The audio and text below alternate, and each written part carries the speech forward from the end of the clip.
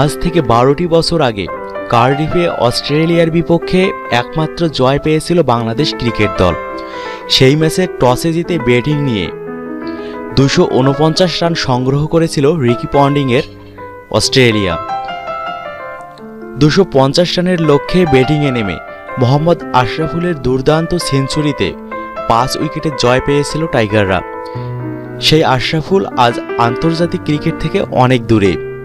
তবে দেশের হয়ে খেলার রাস্তা বন্ধ হয়ে গেলেও সাবেক এই অধিনায়ক মনে প্রাণে চান আজ অস্ট্রেলিয়ার বিপক্ষে চ্যাম্পিয়ন্স ট্রফিতে যেন জয় পায় বাংলাদেশ। আজকের ম্যাচে জয় পেতে হলে ব্যাটিং, বোলিং এবং ফিল্ডিং 3 বিভাগেই নিজেদের শতভাগ উজাড় করে দিতে হবে বলে মনে করেন সাবেক এই অধিনায়ক।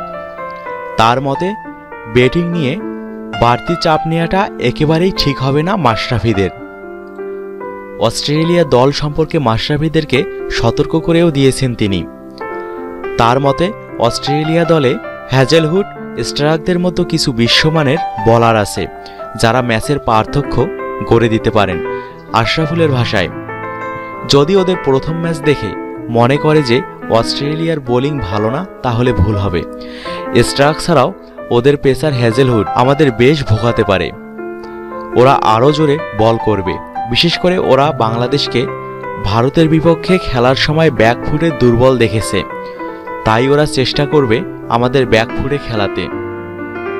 তিনি আরও বলেন, তারা বলও করবে অনেক জোরের উপর, যেন পিছনে খেলতে গিয়ে ব্যাটসম্যানরা ভুল করে।